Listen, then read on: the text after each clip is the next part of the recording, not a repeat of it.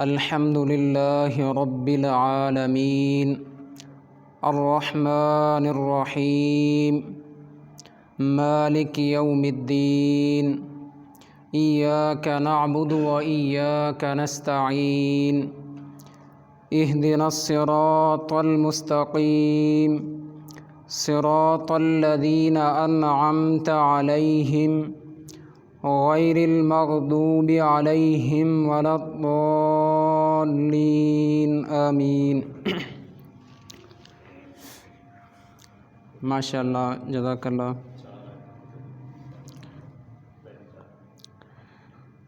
محترم قاری صاحب، قاری عبدالشکور صاحب بڑی محنت کر رہے ہیں اور یقیناً اس محنت کا ثمرہ انہیں دنیا میں بھی ملے گا اور آخرت میں بھی۔ دنیا میں آپ جیسے عظیم لوگ انشاءاللہ جب قرآن پڑھنا سیکھ جائیں گے، اپنے علاقے میں اپنے گھر میں جا کر کے قرآن پڑھنا سکھائیں گے تو یہ ان کے لیے انشاءاللہ صدقہ جاریہ ہوگا، اور آخرت میں انشاءاللہ اللہ تبارک و تعالی اس محنت کا ان کو بہترین نعم البدل عطا فرمائے گا۔ محترم بھائیوں اور ننھے منھے بچوں، سورۃ الفاتحہ یہ سورہ قرآن مجید کے اندر ایک عظیم ترین سورت ہے۔ ویسے تو قرآن کی ساری سورتیں ان کا بہت بڑا مقام ہے، درجہ ہے۔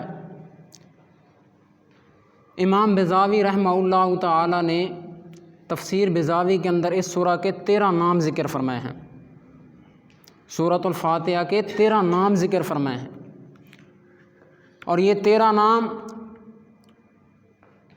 یا تو ان کی دلیل حدیث کے اندر موجود ہے، یا وہ نام اس کا معنی جو مفہوم ہے اس کے اوپر دلالت کرتے ہیں۔ سورۃ الحمد ہے اس کا نام، سورۃ الشکر ہے، سورۃ الدعا ہے، سورۃ الرقیہ ہے، سورۃ الفاتحہ ہے۔ الغرض 13 نام، عظیم ترین صورت۔ اور بعض ہمارے ساتھی فرض اور واجب ان دونوں کے فرق کرنے کے چکر کے اندر اس صورت کی جو نماز کے اندر نبی کریم صلی اللہ علیہ وسلم نے فرضیت بیان فرمائی تھی اس سے منہ موڑ لیتے ہیں، کہتے ہیں نماز کے اندر اگر سورۃ فاتحہ نہ پڑھی جائے تو یہ ضروری نہیں ہے۔ کیوں؟ اس لیے کہ واجب اور فرض کے اندر فرق کرتے ہیں۔ فرض وہ ہے جو قرآن کی دلیل سے ملے، اور واجب وہ ہے جو نبی کریم صلی اللہ علیہ وسلم کی احادیث سے ملے۔ میرے بھائیوں، حقیقت یہ ہے کہ فرض اور واجب ایک ہی چیز ہے،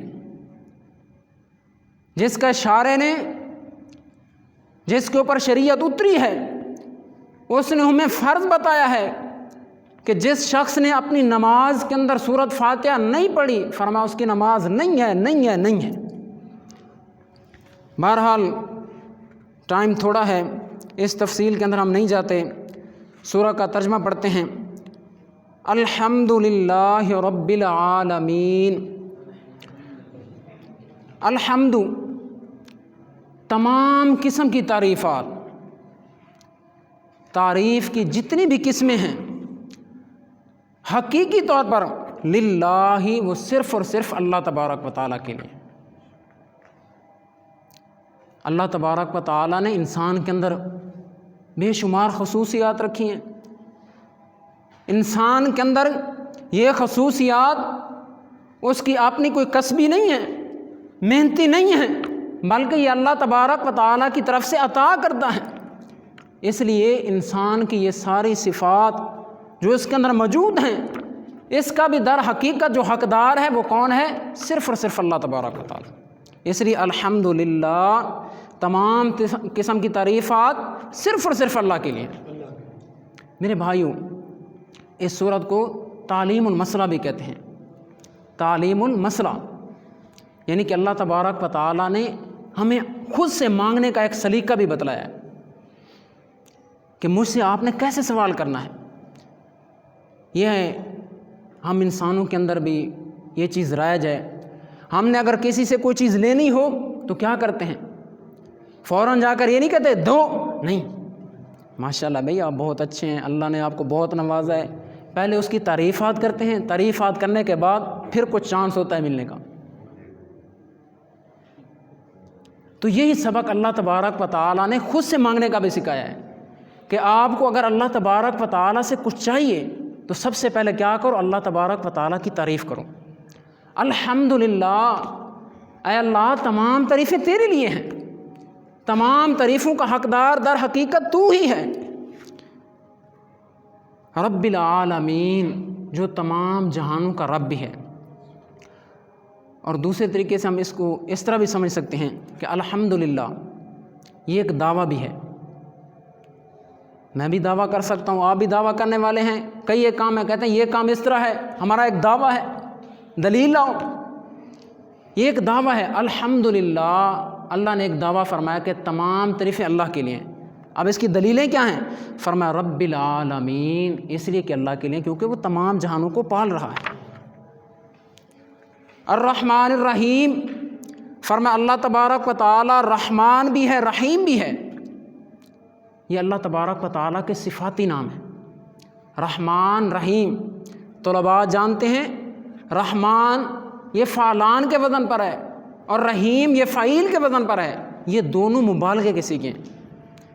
اس کے اندر معنی کی کثرت پائی جاتی ہے کہ بہت بڑا مہربان، بہت زیادہ رحم کرنے والا، یہ اللہ تبارک و تعالیٰ کی صفات ہیں۔ بعض مفسرین نے اس کے درمیان یہ فرق کیا ہے کہ رحمان، اللہ تبارک و تعالیٰ کی جو صفت رحمان ہے یہ دنیا کے اندر ہے، صفت رحمان اللہ تبارک و تعالیٰ کی یہ دنیا کے اعتبار سے ہے کہ ایک انسان ہے اللہ کی بات کرتا ہے نہیں کرتا، ایک انسان ہے اس کو دینی پروگرام کی طرف دعوت دی جاتی ہے، آتا ہے نہیں آتا، لیکن اللہ تبارک و تعالیٰ چونکہ رحمان ہے اس لیے اس کو بھی رزق دے رہا ہے، جو آ رہا ہے اس کو بھی مل رہا ہے، جو نہیں آ رہا اس کو بھی مل رہا ہے، جو مان رہا ہے اس کو بھی مل رہا ہے، جو نہیں مان رہا اس کو بھی مل رہا ہے۔ کیوں؟ اس لیے کہ اللہ تبارک و تعالیٰ رحمان ہے۔ اور رحیم، اللہ تبارک و تعالیٰ کل قیامت کے دن مومنین کے ساتھ ہوگا۔ فرمایا الرحمن الرحیم، جو بڑا مہربان اور نہایت رحم کرنے والا ہے۔ مالک یوم الدین، یہ اس دعوے کی چوتھی دلیل ہے، مالک یوم الدین، جو اللہ تبارک و تعالیٰ جزا اور سزا کے دن کا کیا ہے؟ مالک ہے۔ یہاں تک ہماری 4 آیات پوری ہوتی ہیں۔ دوبارہ ایک مرتبہ ہم ترجمہ دہرا لیتے ہیں۔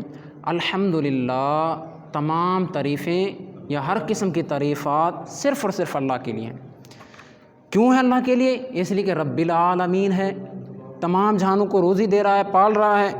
کیوں ہے؟ اس لیے کہ وہ رحمان ہے اور رحیم ہے، اور اس لیے کہ وہ قیامت کے دن کا یا جزا و سزا کے دن کا مالک ہے۔